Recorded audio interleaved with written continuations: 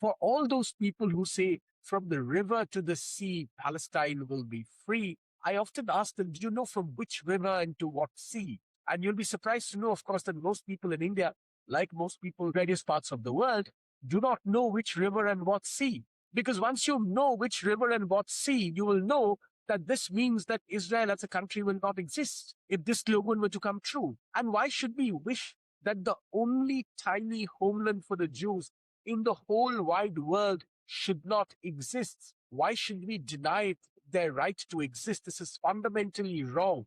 India and Israel are among the world's oldest civilizations and two of its youngest nation states. Both were partitioned, both fought existential wars, both are democracies accused of nationalism and rewriting history.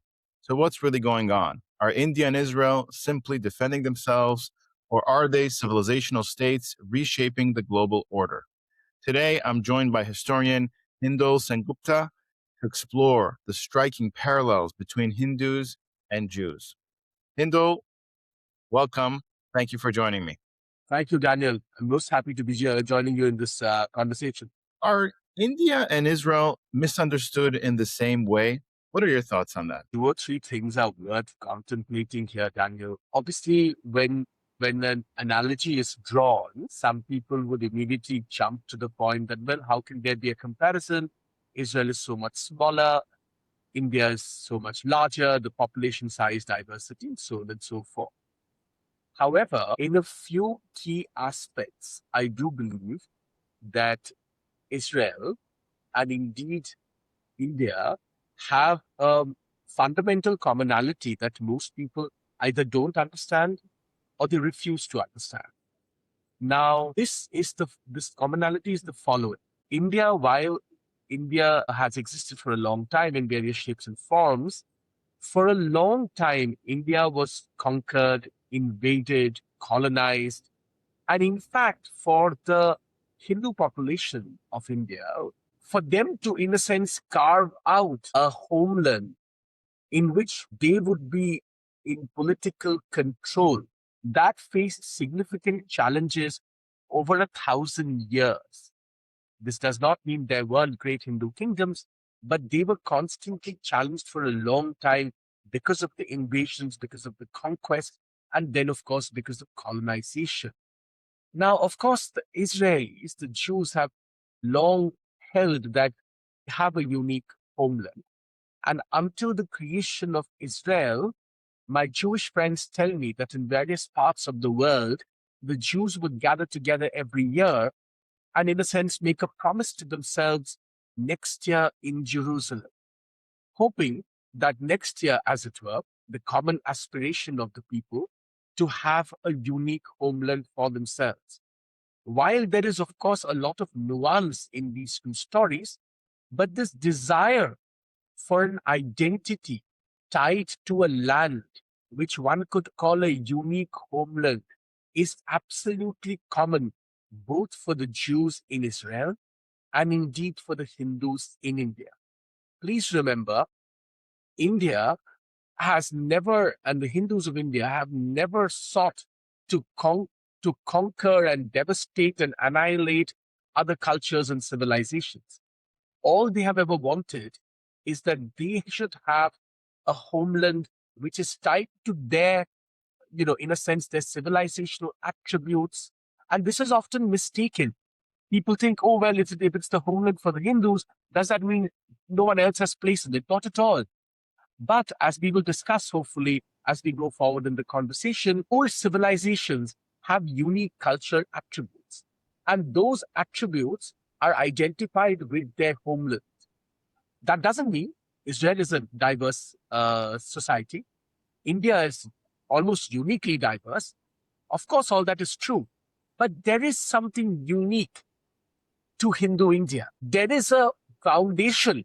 And I would argue in the case of India, it is because Hinduism is so plural that it has allowed this diversity to thrive. And of course, last time I was in Tel Aviv, we were discussing with a friend that if you draw a straight line from Tel Aviv or Jerusalem and you keep traveling, You have to come all the way to India before you actually find another democracy. So all of this is absolutely true. And you will be surprised how many people in India understand this at a visceral level. They may not use academic language to explain it. They may not be able to theorize it or put it into theoretical framework, but they fundamentally understand this, and they understand the need for a unique homeland. After all, India is indeed a diverse country. India is a secular country. India is a homeland for all its communities. But there is a certain cultural language and cultural idiom of India, which is the foundation, which is Hindu. And there is only one such country in the world. Similarly, there is only one country in the world which is Jewish in nature.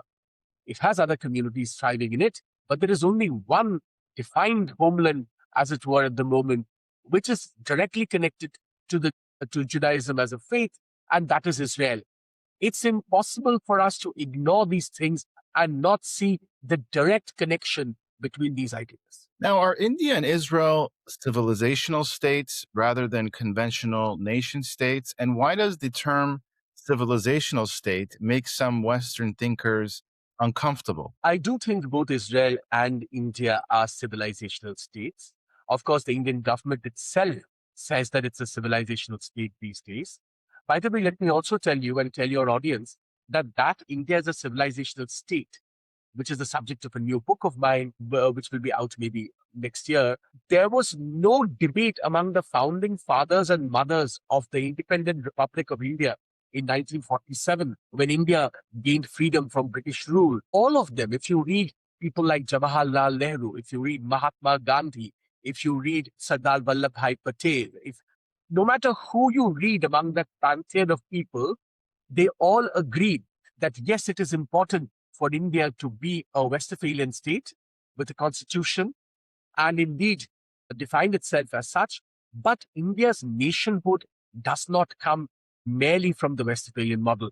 It comes from its old civilization, its ancient past that continues unbroken for 5,000 years, if not more. Similarly, I think for a long time, Israel sought to find that homeland.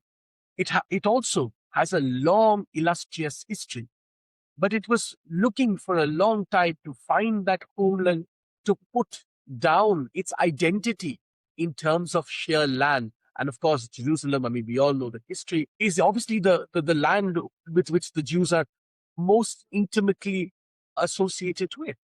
And therefore, I think both these countries are essentially civilizational states. Now, why are some commentators in different parts of the world, especially the West, afraid of civilizational states? Well, one of the arguments they make is that civilizational states would mean that would be regions, these would be countries that would become essentially illiberal. I argue that that actually depends on what are the attributes of the civilization. If the attributes of the civilization are illiberal, then the civilizational state would be illiberal. So if when thinking about the civilizational state, you think about Turkey, it's easy to see how it would become illiberal. But when you think about India, for instance, the only place on earth where neither the Jews, nor the Parsis, nor any minority community seeking refuge has ever been persecuted. In fact, it is probably one of the rarest of rare places on earth where the Jews were never persecuted. In fact, there is a lot of the sort of malicious, abusive terminology that has been used in different parts of the world for the Jewish community. People in India don't even, I have Jewish friends, who say it's very interesting for them to come to India because people don't even understand those kind of language because it has never been part of India's lexicon in its entire history. So therefore, I argue that if the civilization itself has plural attributes, then the civilizational state will not become illiberal. In fact, I argue it is because of the civilizational attributes, both in Israel and indeed in India, that civilizational attributes keep the region plural. Otherwise, in the whole of West Asia, how is it that Israel is the only unique thriving democracy? Does it have political problems? Of course it does. Does India have political problems? Of course it does. However, you cannot take away from the fact that these countries are uniquely populated with a democratic populace always eager to, pronounce their verdict and give their feedback.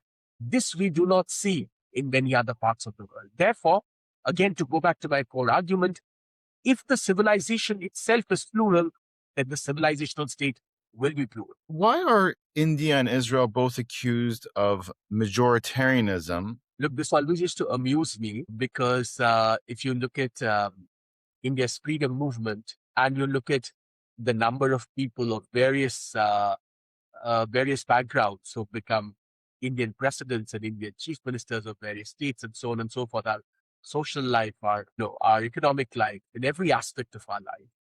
To suggest that we are majoritarian is quite funny because let's take an example. I always say this to my American friends. Till today, there has not been a single American president who has been anything but Christian. Till today, there are breakfast prayer meetings held in America by the presidential office, which speak directly to Christian belief. When Americans say, "In God we trust," which God are they talking about? In what particular belief system? It is Christian. Now, we have none of these things, and yet we are the majoritarian ones. I think one of the fundamental problems is the following. Especially for India's case, Hinduism's unique diversity and its very cultural difference, its deities, its myriad ways of worship, its color, its forms, all of that is so alien to the Western mind that they are still, in a sense, trying to fathom what we are all about. And that's why any assertion of our beliefs tied to nationalism is seen as majoritarianism, is seen as, a negative sort of nationalism. I always say that we cannot look at nationalism the way the Germans look at nationalism or the Italians look at nationalism. Because if we did not have nationalism, there would be no India. It is because we had nationalism that we broke away from British colonial rule. As an Indian, I cannot but cheer my nationalism, because without it, I would not be a citizen today of an independent country, and I wouldn't be in conversation with you. So there are all nationalisms are not the same. This fear of majoritarianism has developed because the West looks at the world from a particular prism using the experiences they have had, which is fine. I respect that. However, I do think in 2026, we must be in a world where, with all the talk of the global south and this, that, and the other, we have to understand that different cultures look at different attributes differently. Therefore, our cultural roots, our sense of self, our nationalism, they are all going to be different from the way major countries in the West look at these things. If this is not understood, and the same is with Israel, if Israel's existential threats are not comprehended, if they are not understood, if I sometimes show my friends when we get into a conversation about Israel and West Asia and so on and so forth, I have a globe in my office and I invite people to look at that globe. And I show them that, you look at this entire region of West Asia. Look at the sizes of various countries. This little dot is Israel. Somehow, everybody seems to have a problem that this literal dot on a speck of a country exists as a Jewish nation. That, to me, is frankly ridiculous. At the end of the day, different communities need homeland. And the Jewish community needed and historically have always wanted a homeland of their own. Now, all of this has got mired, obviously, in contemporary politics. And, we can go into detail on all of that. But I have very more fundamental points to make. And my fundamental point is, for all those people who say from the river to the sea, Palestine will be free, I often ask them, do you know from which river and to what sea? And you'll be surprised to know, of course, that most people in India, like most people in various parts of the world, do not know which river and what sea. Because once you know which river and what sea, you will know that this means that Israel as a country will not exist if this slogan were to come true. And why should we wish that the only tiny homeland for the Jews in the whole wide world should not exist? Why should we deny it their right to exist? This is fundamentally wrong. And to not understand that it has existential threats is fundamentally and profoundly wrong. So there may be politics. I'm not denying that there are politics. There is politics in everything. And the politics obviously needs to be handled. But the fact is, to deny this is profoundly, profoundly wrong. It's the same with the Hindus. Yes, we're a larger number, but look at our history. Look at the kind of conquests we've faced. Look at the invasions we bore. To suggest that some very sort of hard left people in India claim that India should never say that its foundations stand upon Hindu values. Now that, essential attributes of the cultural aspect of the Indian state are Hindu. Now, I'm absolutely delighted that India has a secular constitution. It gives us the framework for governance, may it thrive. But some of the fundamental cultural aspects of our nationhood are indeed Hindu. There is no denying it. That is the long stream of our civilization. Why should we want to deny it? If countries can champion their Christian values, if country after country can champion their Islamic values, why should one sole country in the world be denied its right to champion its foundational cultural Hindu values? Once you ask these questions, you realize there are no convincing answers to these questions apart from people's personal prejudice. And that's truly sad. But even though it is sad and heartbreaking, that cannot stop Israelis or Indians from defining what their nationhood is all about. Exactly. Now, Jews and Hindus are among the oldest surviving civilizations. Why do you think that they were able to endure? What allowed both to preserve identity despite the invasions and the colonizations that they went through? I think both the Jews and the Hindus are people of the mind fundamentally, far before they are people of the world or people of politics or people of finance or economy and so on and so forth. The material self, both for Jews and Hindus, while very important, has historically come after the life of the mind. And it is because of this life of the mind, if you look at our history side by side, we were able to carry forward the attributes of self, the attributes of what makes somebody belong to a particular community, even when faced with great repression, because the truth was contained and passed on from generation to generation in our mind or from our minds. Of course, India has a long tradition of oral, an oral tradition of passing knowledge from generation to generation. So do the Jews. I'll give you one more example from an Indian perspective. In the state of Goa, which many Israelis know because they come to holiday there, when the Portuguese invaded Goa and the Inquisition was applied in Goa, deities from countless homes, deities that people would revere and worship, they were destroyed and they were taken away. So a lot of people hid their deities, buried them somewhere safe, and went away from Goa. Nearly a century later, when many of these families began to return to Goa, they knew exactly where to go to dig out their family's deity and renew the worship and reverence of the deity. Why is that true? Because while they had lost their home, their lands, their sense of livelihood. What they had not lost is the institutional cultural memory, the familial memory passed on from generation to generation on what made them unique, what made their unique familial deity revered and treasured. This carrying history, carrying attributes in the mind, and being able to transfer them from generation to generation, I think is something common between the Hindus and the Jews.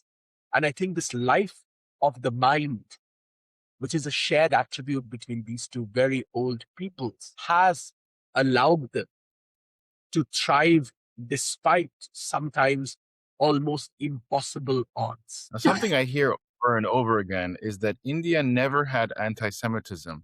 What in Hindu civilization ethos allowed the Jewish communities to thrive? If you look at the Hindu belief system, Daniel, it essentially, if you distill it down, right? I mean, there is, of course, a lot of scripture, a lot of learning, a lot of philosophy. But if you distill it down, there is this fundamental pluralism embedded in it, which says that there is a divine. That divine is accessed by different people. The manner in which they access it depends upon their context, their own personality, the way they look at life, and depending on all where they come from, their learning, what they've been taught. If you take all of these things into consideration, different people are attracted towards different ways of trying to approach the divine. Hindus believe that all human beings, in a sense, seek greater proximity to the divine or to God, but how they approach it entirely depends on their own context. Therefore, when Jews came to India, the Hindus had no problem. Here was one more set of people with their own belief systems, their own traditions, their own culture. And as long as these people were integrating with the society of India, how they worshipped, how they led their lives, what gods they worshipped, absolutely had no bearing on any societal behavior. There was no malice dependent on the form of worship that the Jews would have, different from the others in India. Because in the Indian mind, in the Hindu mind, this was just one more of perhaps countless ways of approaching the divine. This, I would argue, is almost a unique way of thinking about something as volatile, or what can be as volatile as religion, which has caused so much conflict in the world. But this does not occur to the Hindu because, the Hindu mind is able to, in a sense, take into account an almost infinite number of paths. In Bengal, where I come from, there was this great spiritual master, Sri Ramakrishna, whose disciple Swami Vivekananda is better known, this great apostle of Sri Ramakrishna, who goes to America and speaks in the Parliament of Religions. Now, this spiritual master, this guru, as it were, said something very interesting. He said, and that often his entire teaching is summed up in this one phrase. He said, "Joto mot toto pot," as many as there are beliefs or ways of looking at the world, that many are their paths to approaching the divine. As many as there are opinions, those many are paths to God. And you can see immediately that there is a fundamental, foundational pluralism embedded in this thought. And you will see this thought occur again and again in Hindu history. So therefore, there is no anti-Semitism in India because, after all, when Hindus look at Jews, they feel, well, here they are, one more community. They're doing their own thing. They have their own ways and beliefs, and we have our own, and we have infinite variety. One more group adds even more variety. Now, do you think that nationalism in India is viewed differently than nationalism in Europe or any place else in the world? Yes, because some parts of the West has decided that that Indian nationalism is something terrible because supposedly, as a post-colonial country, if we talk about being nationalists after having been colonized, we are somehow being authoritarian and radical and so on and so forth. Now, as I said, I understand where this belief comes from. It comes from what the West has seen with nationalism in Europe. But please remember, is America not nationalist? Is American exceptionalism not nationalist? So, this idea that the West can be nationalist and they have a perspective to nationalism. But when it comes to India, we must abandon our nationalism, but we can't. Number one, our nationalism is very different. I mean, I think we should distinguish between positive and negative nationalism. What happened in Germany, what happened in Italy and other parts, this is a very negative form of nationalism. Whereas in large parts of the global south, countries and peoples who were under the colonial yoke, who broke away from the colonial yoke and found a new voice, their own identity, their nationalism is positive nationalism, and it's a very different thing. So I think it's really important for the West to recognize that when Indians think of nationalism, they're thinking of a very, very different thing, about what is understood in the West. Now, do you think the vocabulary that's used against Israel is now being used against India? For example, terms like apartheid, federal colonial, like we said. Is Kashmir being reframed with the same language as they use against for Palestine? Are India and Israel victims of this narrative weaponization? Well, let me say this. I mean, this whole boycott, divest, this campaign was attempted in Kashmir. It failed badly.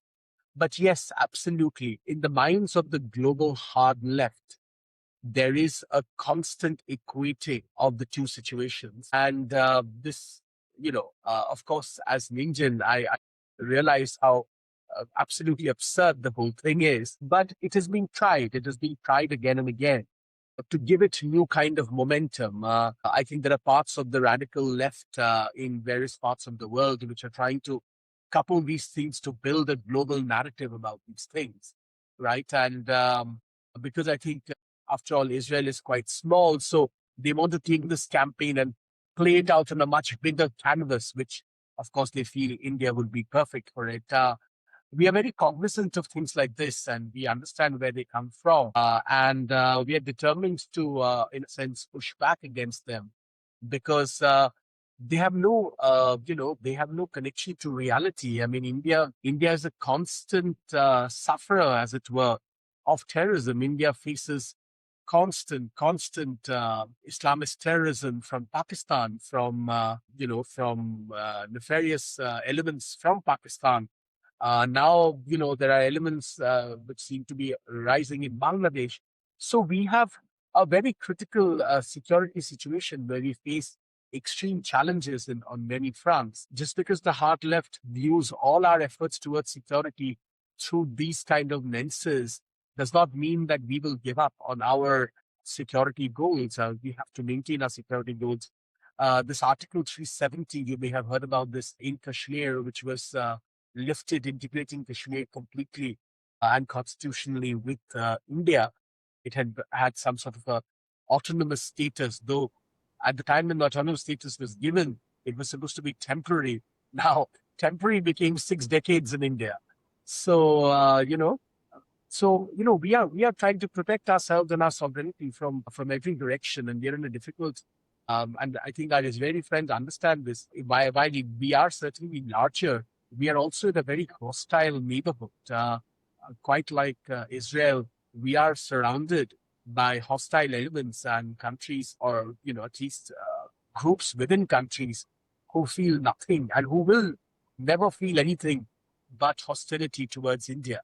So therefore, we have to be absolutely cognizant of our security needs, and we're very clear that these campaigns that seek to join these ideas and create a global narrative and so on and so forth. I mean, we're going to push back against them, and we have consistently pushed back against them. And in fact, all of this is doing much to the dismay of perhaps the hard left around the world. Is that it's only bringing India and Israel closer and closer. I mean, the latest visit of Prime Minister Narendra Modi to Israel was a perfect demonstration of that.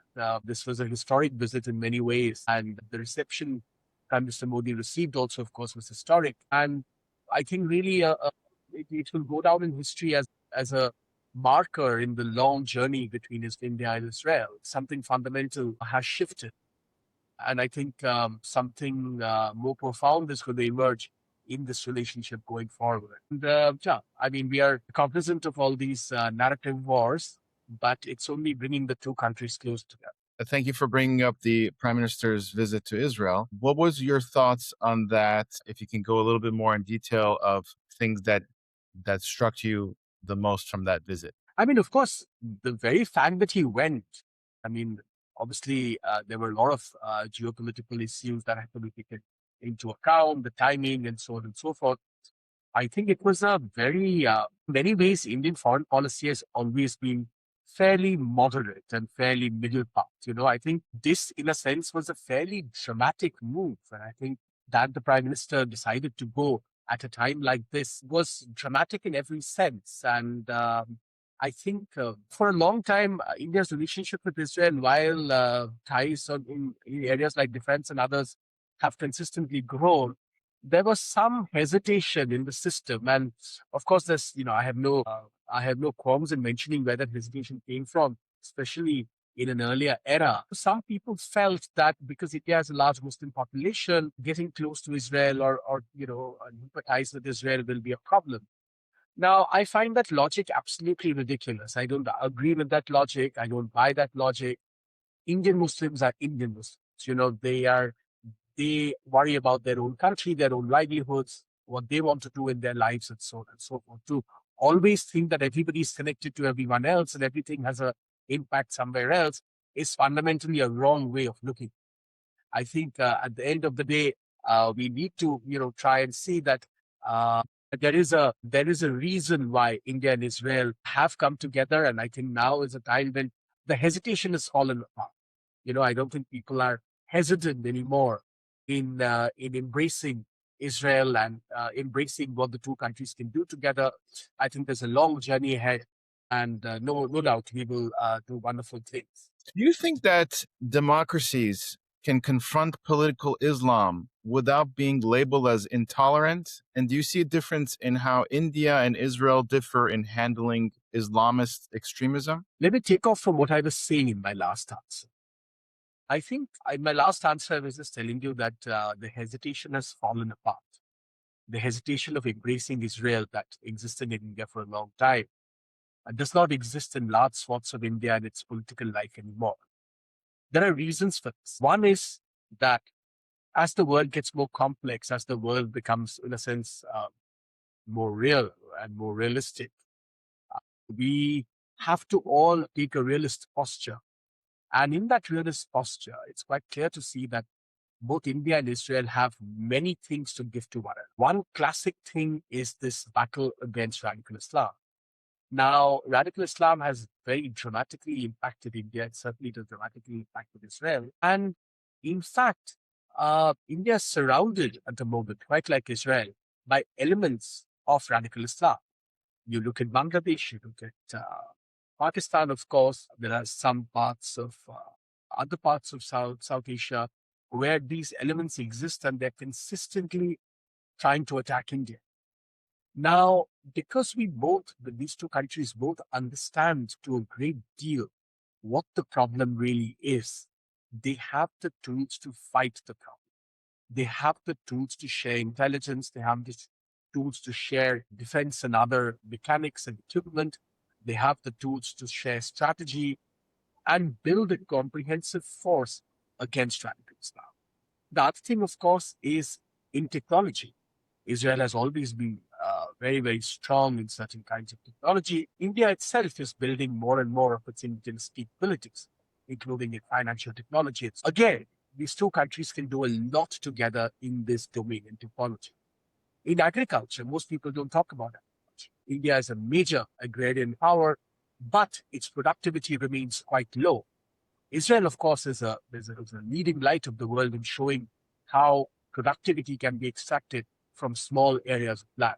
Again, a natural place for the two countries to combine together. I remember when I was last in Israel, we went to see your drip irrigation facilities, which were truly remarkable, absolutely remarkable what has been achieved. Therefore, I think in each of these cases, and especially in the case of radical Islam, there is really a space for India and Israel to work together and build a comprehensive plan of action to tackle this menace.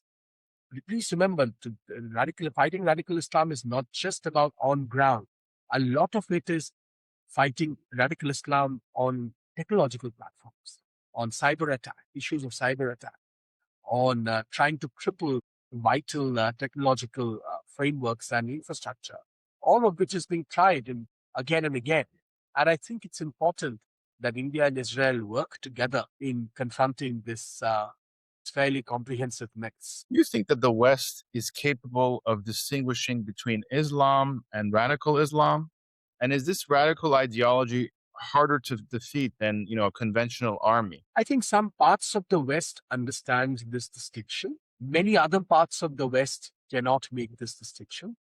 Though I think as more and more crisis has crept up, for instance, I'll give you one example of the emergence of something called the Muslim vote in the United Kingdom. Now, in that case, many of these people have been connected to fairly polemical, radical, ideologies. But that's just one example. It's happening across Europe, in different parts of Europe. New groups are emerging. I actually believe, and I've written extensively about this, that the Muslim Brotherhood, in my opinion, has a new strategy. After many years of doing extremely radically violent things like, killing people and knifing people and bombing places and running cars into large groups of people and so on and so forth, I think the Muslim Brotherhood realized about a decade ago that a better way to do this is to play on some of the guilt that some parts of the West already feel about what happened in Iraq, what happened in Afghanistan, how there were no weapons of mass destruction in Iraq and so on and so forth, and yet it was attacked. And that could be played, and then demographic change could be played to, in a sense, bring about a certain kind of ideological institution capture. And this entire thing about, I have no doubt that some people may have or may harbor, a particularly virulent view about different faiths, including, of course, Islam. But to say that any criticism is a phobia and to be dismissed has become problematic. And I mean, it's no secret that people around the world are talking about this. So I think I think the Muslim Brotherhood brought about this entire strategy of penetrating institutions and taking them over, at least ideologically, across academia and various government institutions and state institutions around the world. I think they've been remarkably successful in this. They've been remarkably successful in pushing through via demographic change, via working on the guilt felt by some elites, via, maybe financial support from certain countries. They have been able to build this entire network of institutional penetration to ensure that actually what were really the talking points and what the Muslim Brotherhood and radical Islam has always wanted in various aspects of public policy are in fact mainstreamed. I'll give you one example. In the UK, there is this whole thing again about blasphemy laws and whether blasphemy laws are being brought in from the back door. Now, this is a matter of great concern because it does seem like in many counties and many areas, blasphemy laws might be are being introduced through, backdoor or by couching it in different language and so on and so forth. All of this is classic Muslim Brotherhood tactics, and this I think has become very, very problematic. I think this institutional capture is spreading. It is spreading in the Western world. Of course, I think it has also in the recent past had a bit of a setback because of the kind of conflict we are seeing in the world. But I think it has strong legs and it has a wide network. And I think the new strategy of the Muslim Brotherhood is to effect this kind of taking over of institutions. And this is where the battles of the future will lie. Speaking of the Muslim Brotherhood, have they entered India yet? Do they have a presence? Yeah, and I've been writing about this again and again. Certainly, I mean, you see many Muslim Brotherhood, if not direct affiliates, ideological, partners, so to speak, pop up in different parts of India, demand various things, including demands for certain kind of special, concerns about clothing, about food, about all kinds of things. You see, the Muslim Brotherhood has this strategy of um, basically penetrating social behavior. So they want to mainstream their beliefs as the mainstream belief, so that in a sense, what they believe and what they're trying to achieve becomes the sort of mainstream of that society. And this is the way they do institutional capture. So yeah, I mean, in India also we are seeing things like this, and this is a matter of great concern. Um, and this hasn't spread in a large way in India yet, because of course India is a large and diverse country. But I remain concerned that this is going to only become worse. This will certainly only become worse, because considering the Muslim Brotherhood is very deeply entrenched in Bangladesh, for instance. Please remember Jamaat-e-Islami in Bangladesh, which is really the ideological partner of the Muslim Brotherhood and Hifazat Islam and all these people. Now, the Jamaat is now the main opposition of in Bangladesh. It's the main opposition party, and no doubt that some people believe that they're going to reform and so on and so forth. I don't know. We will see. I don't think such organizations reform. They do is they cleverly change the vocabulary and language and try to then, you know, insert their ideas in different ways into society. So we will see how that pans out. But I remain worried about this. I mean, we already know that the Muslim Brotherhood is trying to infiltrate parts of South India, parts of Western India, certainly Eastern India because of the border with Bangladesh, certainly Kashmir and other places. So this will become one of India, if not, is already one of India's key internal challenges. And I want to go back to Prime Minister Modi's visit to Israel. Apparently, there was some criticism within India about his visit to Israel. What were the criticisms? If you can just go into a little bit of detail about that. Yeah, I think the criticism essentially was to do with timing. And I think the criticism, there were two fundamental criticisms. One is that Netanyahu would use this visit to bolster his own image and his own fortunes in the upcoming elections in Israel, and maybe it gives him a political fillip. And why should the Indian Prime Minister be involved in something like that? Number two, the timing is all right. This is a moment where there's a lot of, complication in the geopolitical arena.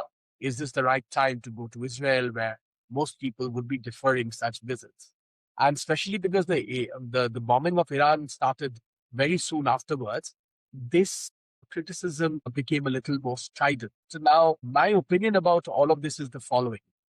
At the end of the day, India has to do what India has to do. And if we seek to build certain ties with Israel at a particular level of depth and width, we have to do what we have to do.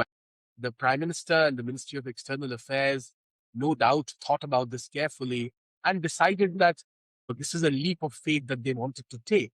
Now, that's the point of being in power, right? I mean, if you're never going to do anything which will break the mold, what's the point of, having a different leader? We can have the same policies then generation after generation.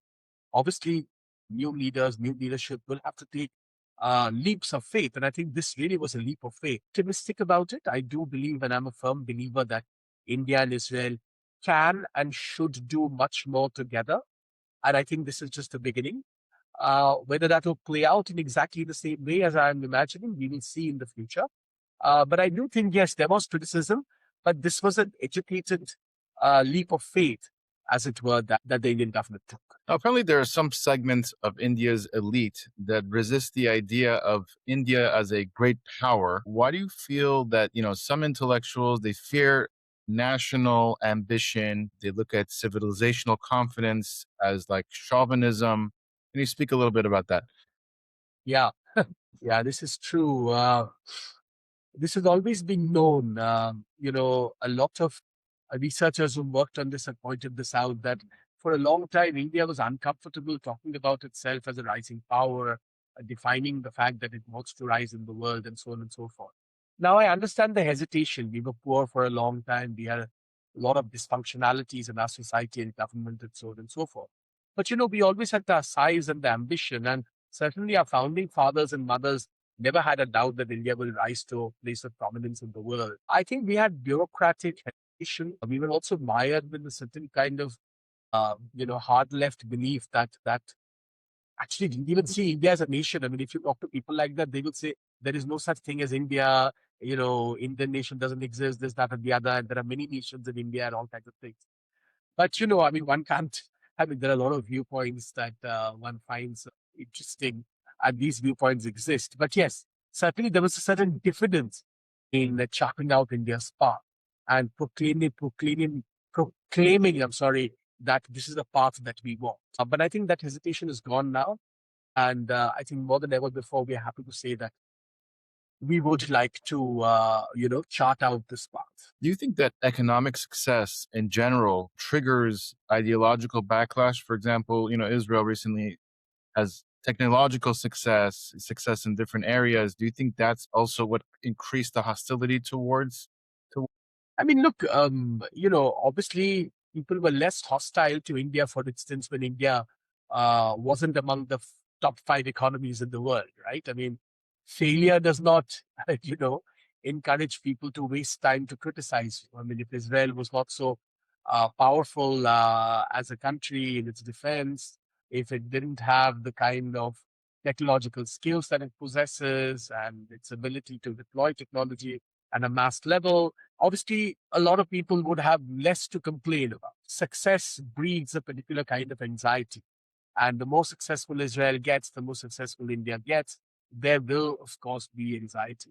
But in my mind, one can't take it too seriously. I mean, it is what it is. Countries like India and Israel will have to go and chart their own path and do what's necessary for themselves.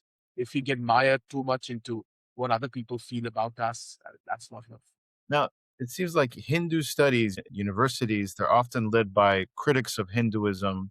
Do you think there's a double standard in academic religious studies? And do you think that Israel is experiencing a similar academic hostility? Yeah, I mean, I always notice this that, in departments of Christian studies or Department of Islamic studies or even Buddhist studies, the people teaching it and the people concerned and running those departments around the world are all committed and, often believers, almost always believers and committed to those faiths. Whereas in Hindu studies, they're all critics. They're all trying to critically examine it. And to me, that's a bit, I mean, I'm not against any critical approach, but my point is at least the foundation of a department of Hindu studies has to be fundamentally populated by people who believe in Hindu studies, who believe in the philosophies, who think those philosophies are of value, who are not coming only to tear them apart. So, yeah, I mean, these are great dichotomies. I think things are changing, but they will take time. But yeah, this is one of the most ironical things about Hindu studies around the world. And I do hope this will change. It's already changing a little bit, I think, because there's a lot of pushback now from India, but I hope it will change even more in the future. Do you think that India and Israel should invest more strategically in this academic influence? Absolutely. Please understand why this happened, right? I mean, Hindu studies, I mean, who controls Christian studies or Christianity studies around the world? Europe, England, and America. Who controls Islamic studies around the world? Well, universities in West Asia and universities in the West, which are so often funded by West Asian money and controlled by professors who are totally. So the power center is back at home. What happened in India is that Hindu studies, I mean, there was no sign of Hindu studies in India. The power centers of Hindu studies went into the hands of people who were not even Indians often, outside India, and who would tell us that no, what they are saying about our society, about our faith is the final word. It was very, very strange. I mean, when you begin to dig into things like this, you are amazed that this system continued for as long as it did. It should have ended long, long ago. Had it not been for the feebleness, in some senses, of Indians and indeed Hindus and their lack of strategic vision, or this kind of ridiculousness would have stopped long ago. I think now there is very significant pushback. And also, I think there is an effort to bring back the home of Hindu studies should be in India, the world's biggest Hindu population, so it should not be in a Western country. It should be in India and everything else should be add on. So hopefully all of this is going to happen. And I certainly think both Israel and India, for Judaism and for Hinduism, should work on this. Do you think that Hindu pluralism is structurally different from Western tolerance? Yeah, I mean, Swami Vivekananda talked about this. Look, tolerance implies that I know that you're wrong, but I'm tolerating it. I think Hindu pluralism is really about a fundamental acceptance that there may be multitudinous viewpoints about this approach to the divine.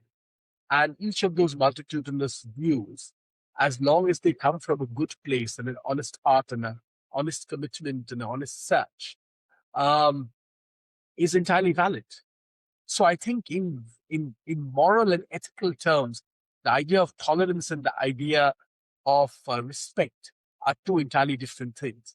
And I do think, therefore, Indian pluralism, which has this respect at its very core, is not only different, but better than Western style tolerance. Now, when it comes to India, it comes to Israel and the world's thoughts about our countries, do you think that social media is amplifying division more than unity? Yeah, social media is a cesspool, but of course, it's festering divisions everywhere. But one big thing is the positive thing that has happened is Indians and Israelis have discovered each other on Twitter and social media, so they support each other very often. So there was this meme on Twitter that that Israel is losing every Twitter war until India wakes up. There is some truth to that, as long as the Indians are sleeping, the Israelis are outgunned and outnumbered on Twitter.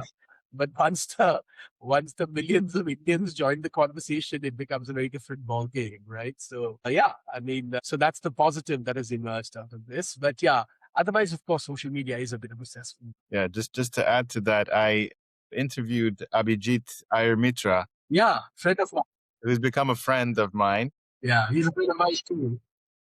He is. And when he ended our interview, I told him to give me a final message. And he said, Daniel, if you ever feel down, you should know that there are 1.2 billion Indians that love you very much. So just to add to what you said. It's true. I think Abhijit is right. I think what he's saying is right. Yeah. Look, I mean, there is a power to the scale of him. There is no running away from that. That scale has a particular potency. And that potency has certain virtues. So yes, I think my friend Abhijit is right. We're honored to, call India a friend of ours. And I want to thank you, Hindol, for your time and for your thoughts. I learned a lot from this discussion. And if you want to give us your final message, you can go ahead. No, I think my final message is the following. Peoples who are as old as the Jews and the Hindus carry within them a lot of history, and they must also consistently learn from history. And the biggest lesson, I think, for the Jews and Hindus to learn from history actually comes from an old African saying, which says that as long as the lion doesn't write its own history, the history that will be written will always be that of the hunter. I think there is great wisdom.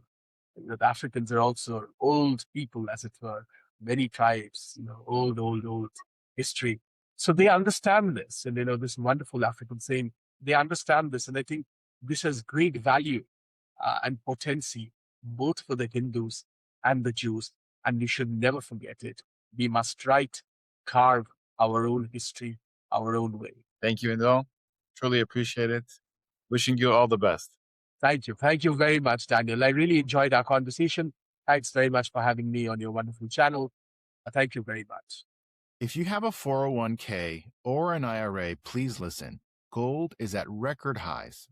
What many people don't know is this. You can move part of your retirement money legally and without tax penalties into physical gold you actually own. Alpha Omega Gold helps you do this through a gold IRA. Your gold is real. It is stored safely. It is in your name. Learn more at ao.gold/stand. Alpha Omega Gold is our sponsor, and they proudly stand with Israel.